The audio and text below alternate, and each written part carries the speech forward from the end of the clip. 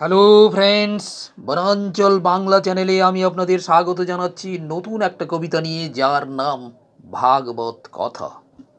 যদি আপনাদের ভালো লাগে তবে লাইক, শেয়ার এবং কমেন্ট করবেন দয়া করে। আর যারা আমার চ্যানেলকে সাবস্ক্রাইব করেননি তারা দয়া করে সাবস্ক্রাইব করবেন। শুরু করছি আজকের অক্ষরবৃত্ত ছন্দে বিরচিত কবিতা ভাগবত কথা।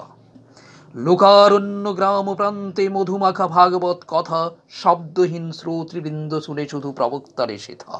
দর্শকের মধ্য হতে চোর এক করি গাত্রোত্থান, ঘুরে ফিরে অবলোকে বসতের ত্যক্ত গৃহায়ন।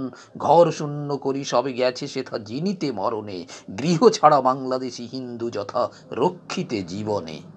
চোরের মাহেন্দ্র যোগ দিবালোকে অমানিসাজ, ঘরে ঘরে পশি শিষ্য বাসবের সারে নিজ কাজ।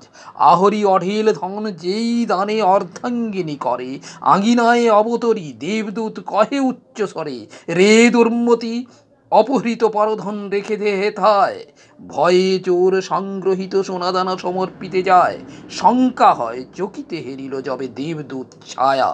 সেথা প্রবচনে শুনিনু শ্রবণে বলি তোমা যায়া, দেবদূত কায়া ছায়া মহিতলে কভু নাহি পড়ে।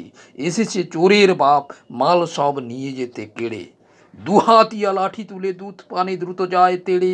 ব্যাপার সঙ্গীন হেরি দেবদূত পালালো সুদূরে, অমৃত সমান মাত্র এক কথা রাখে এত ধনে। সব কথা শুনো যদি কি লোভিবে বিচারহ মনে। অর্ধাঙ্গিনী বাণী হেন শুনি চোর কহে মনে মনে, ভাগবত কথা সম মহাধন নাহি ত্রিভুবনে।